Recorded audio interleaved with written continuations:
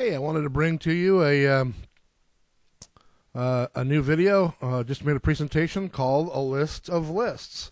And this is a presentation I made just on Saturday for the people who were able to attend. And for those who aren't, this is made for you. And it's a list of lists or ready, set. Hold on a second. I got to go shopping.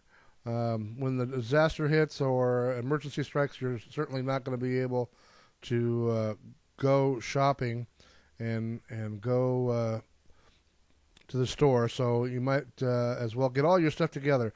This was part of this was a lesson I gave not too long ago, but also spurred from my wife, who said to me at one point, hey, do we have a flashlight? And I said, yeah. She couldn't find it because I didn't have it organized. She couldn't find it, and same with I was trying to find salt in the kitchen, and I couldn't find it, and so I knew where her stuff, or I knew where my stuff was, and she knew where her stuff was. But so now we're trying to be a little more organized. And also, I had the occasion to have somebody ask me the other day, well, why is preparation so important to you? I said, it's because I don't want to have to explain to my children why I didn't. I don't want to do that, and also I like sleeping at night. That's why. So the idea of a list just simply comes from being organized, and the organization that goes along with a list of lists is the things, the ideas behind it is not necessarily of gathering, is an idea of gathering the things that you have and finding out what you need versus what you have. And one of the best ways I know of doing that is to make a list of what you have versus what you need. And so some lists will even lead to other lists and can go on for, you could literally keep going on ad infinitum. But getting it organized and having all these things to start off with is a great idea. Let's start with the 100 things that disappear first. I've seen a list like this all over the internet. There are dozens of them. I condensed this list and kind of categorized them. Some of the lists are listed by literally, the number one thing that goes first, and that's usually gasoline and water. Those two things seem to go first, but I categorized them, and so this is not in a top 10 list or top 100 list of a countdown list, but it's just kind of generalized and categorized to make things a little easier. And so from that, I came out with a list. My list is not going to be your list. Your list is not going to be somebody else's list.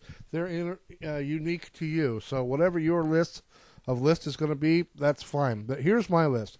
You can pause this and write these down, or get your own lists and figure out what you're going to do and how you're going to do it. And as I said earlier, your lists may lead to other lists. So let's say we have a list of food storage. Well, you may have two separate lists underneath that. One is staples, and the other one is favorite foods. And however you're going to break down your list and make your list and make it unique to you. But let's go back to this list I have of a list of lists. I'm going to cover some of these, not all of them, but let's start with barter and charity, because I believe having things on hand to be able to barter with others and to be able to give away charity to others is really important to me. So what do I have? I have teenagers. I can barter them away. No? Well, sometimes you wish to. So I have those things. Like, for example, I have some kids' clothes that we have stored away. My children's, when they were younger, some of their clothes, and some of my neighbors might need that in an emergency, or jackets or things like that. And what do I need? I always put things like coffee on there. I don't drink coffee, so why would I have it as a barter or a charity item? Well, if the end of the world comes as we know it, Teotihuacan, or something like that, or a major disaster, is that the time that you're going to stand with your hands firmly on your hips, wagging your finger at your neighbor, saying, see, I told you should have stopped drinking those heathen drinks? I certainly hope not. I hope you have a little more Christian heart than that. And I would love to be able to take my neighbors over, a pot of some food or a casserole or something to feed their family and say, oh, here, by the way, here's some coffee, so you can get rid of that migraine headache that you're going through. Or you're having to work with them and you're building fences or tearing down something else, and they're really crotchety. What's the matter? Well, I didn't get my coffee. Well, heck, I would rather have somebody who's a little less headachy, crotchety, to be able to help me. So, things like that are might be a good thing to store. But, let your conscience be your guide. You decide how you can do it. Let's look at the books. What do I have? I have, I think I have double copies of every Harry Potter book. I don't own any Louis L'Amour. I just like putting that in there. But what kind of books do you have on hand? Well, what actually books do you need? Well, having a car repair book for every one of your cars that you have is probably a really darn good idea. Cooking with food storage is probably a very high one on your list if you don't already have it. The Encyclopedia of Country Living, if everyone should have a copy of that. And I read an article once on Survival Blog. If you have not gone there, I highly recommend it. Survivalblog.com. Go to Survival Blog and read it. I read it literally daily. Great stuff in there. But anyway, there was an article by a guy who survived in I believe it was the Bosnian War. And one of the things he said that was highly prized over everything else was escapist novels. Now, I don't mean novels by Houdini. I mean novels that take you away to somewhere else, Moby Dick or Old Man of the Sea or, things like that. Novels and stories that if you can't leave your dire circumstances, at least your mind can. Bug out. Well, what are you bugging out? Well, what is in your 72-hour kit? Do you have a bug out bag? What kind of things do you have in there? What kind of things do you need? Do you have the ability to take off and take copies of your important papers? I noticed when one of mine was looking for my important papers box the other day is that I need a bigger box for my important papers. Communications. What do you have? How are you going to communicate with your neighbors versus what you need? A wired phone. Having a phone, a non-wireless phone in your home is important. Power goes out, your phones don't work, so make sure you have something like that. Financial. What do you have on your financial? This might lead to a whole new list of lists, and the time and the list can get extremely long.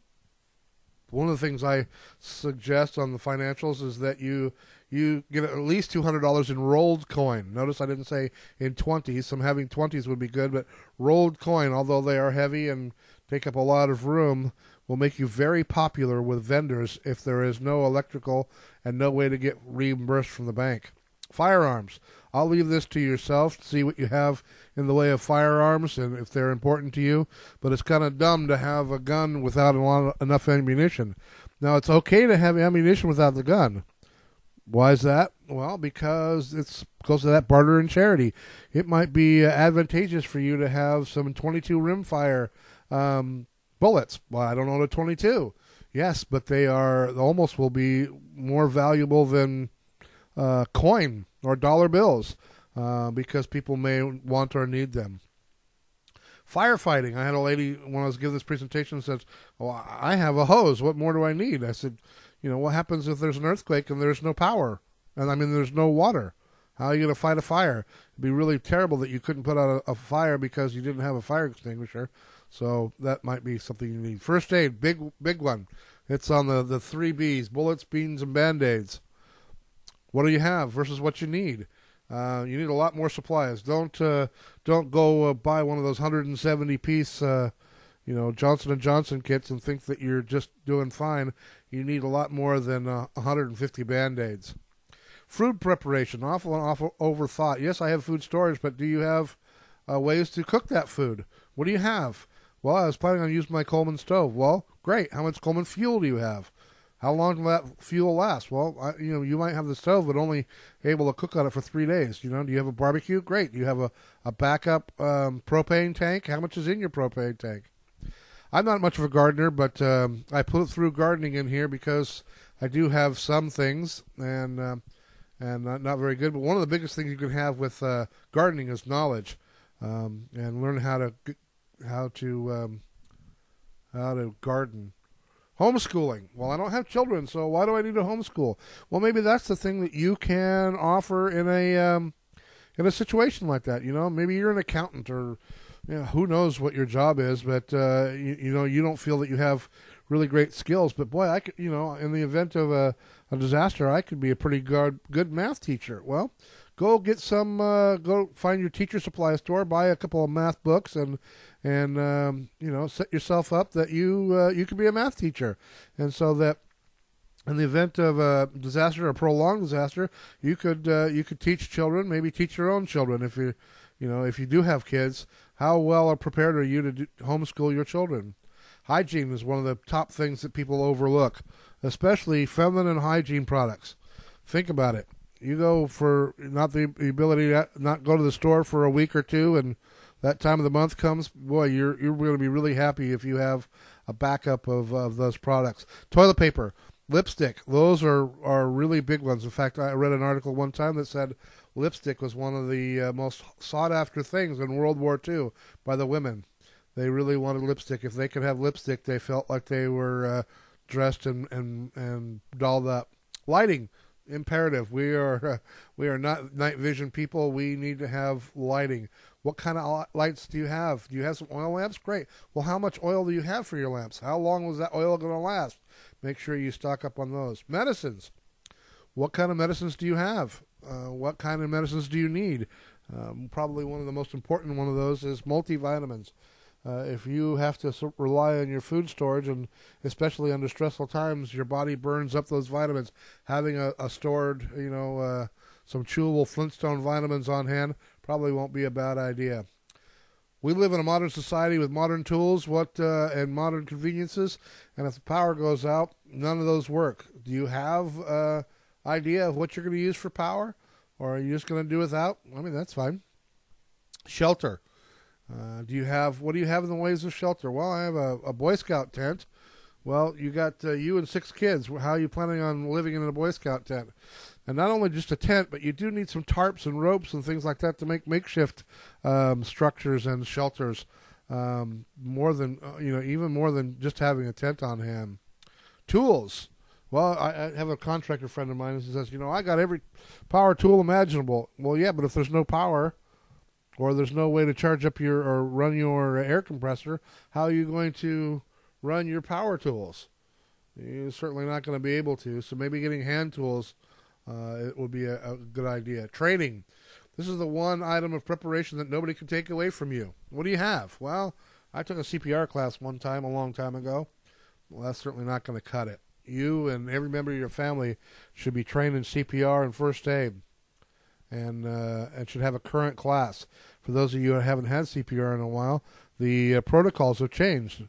So how you do it and the way you do it have really changed over the years. So if you haven't had a current CPR class, I encourage you to go get one. Another easy way to get some really good training is take a CERT class, CERT, the Community Emergency Response Team Training. They are usually offered for free in most areas. Look it up in your area. You can go to CERT training to teach you a lot of really great tools, first aid and triage and rescue, search and rescue, and fire suppression. Oh, and by the way, all of those classes, or many versions of those classes, are available on my videos. You can go back and watch those, and I taught on almost every one of those. The other training that I think is really highly important is taking a ham radio class. Ham radio class is almost essential. It's the only form of communication that will work in a major disaster. Right now, you don't even have to learn Morse code. You can get a ham license and training and everything else for less than about $100. It's the cost of a meal, and you could be able to communicate during a disaster. And lastly, probably one of the most important things is water. You have water stored? Yep, I have a pool, and I have 3 55-gallon drums of water. Really good, but do you have any that you could carry with you if you had to leave? I asked that to a neighbor of mine, and he stopped there for a second. And he goes, yeah, I got a pool. I don't have to worry about it. And I said, well, what if you have to leave? There was this blank look on his face. If you don't have water stored that you can carry and take with you, you might not have any water. So getting those things are highly important. So here you go. That was a list of lists. These are my lists. This is my categories. Make your own. Work with your family. It could be a fun thing to make sure that you are prepared and that you can sleep well at night. Thanks for watching. I appreciate it. Please leave your comments. I enjoy every one of them. Please don't tell me that I'm old, fat, or bald. I know all of those. Well, I'd love to hear your comments. Please like me and share it, and I appreciate your time. Thanks.